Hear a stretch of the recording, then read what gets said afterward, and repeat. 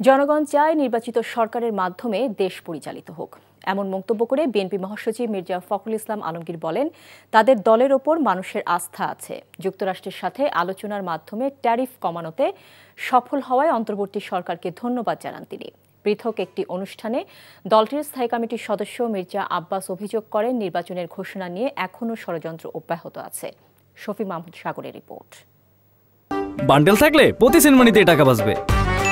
বিকাশ send money bundle কিনে জিতুন প্রতি লেনদেনে। রাজধানীর উত্তরার আজমপুরে জুলাই গণঅভ্যুত্থানে শহীদদের স্মরণে ঢাকা মহানগর উত্তর বিএনপি আয়োজিত সমাবেশে দুপুর থেকেই ঢল নামে দলের নেতাকর্মী এবং সমর্থকদের। শহীদ পরিবারের সদস্যরা জানান, স্বজন হত্যার দ্রুত বিচারের দাবি। এই রুটের মধ্যে আমার ছেলে মীর মাহফুজুর রহমান মুগ্ধ গুলিবিদ্ধ হয়। আমার ছেলে নিথর দেহ পড়ে আছে ক্রিসেন্ট হসপিটালের প্রথম শহীদ আমার সন্তান। সমাবেশে প্রধান অতিথির বক্তব্যে বিএনপি মহাসচিব মির্জা ফখরুল ইসলাম আলমগীর বলেন, ফ্যাসিবাদী শক্তি যাতে আর ফিরে আসতে না পারে সেই ব্যবস্থা গ্রহণ করতে হবে। দেশের উপর চাপানো যুক্তরাষ্ট্রের ট্যারিফ কমানোতে সফলতা অর্জনে সরকারকে ধন্যবাদ জানান তিনি।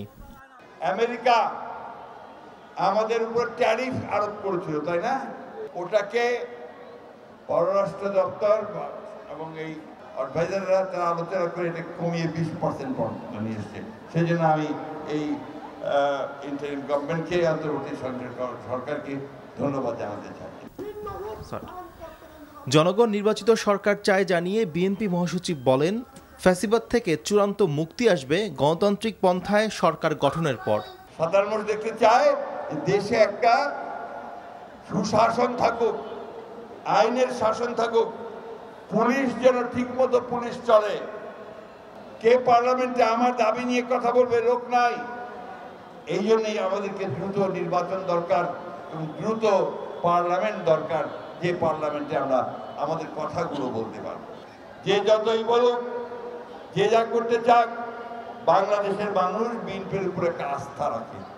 রাজধানীর যাত্রাবাড়িতে গণঅভ্যুত্থানের শহীদদের স্মরণে ঢাকা মহানগর দক্ষিণ বিএনপি আয়োজিত সমাবেশে দলটির স্থায়ী কমিটির সদস্য মির্জা আব্বাস অভিযোগ করেন, নির্বাচন নিয়ে এখনও ষড়যন্ত্র চলছে।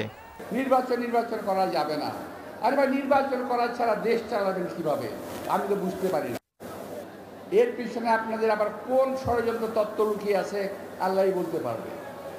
এটা আমার কিন্তু আর কারণ না হোক, আমি অনেক সন্দেহ করি। যাদের নির্বাচনী তারিখ ঘোষণার পিছনেও অনেক ষড়যন্ত্র আছে, এরপরেও ষড়যন্ত্র আছে।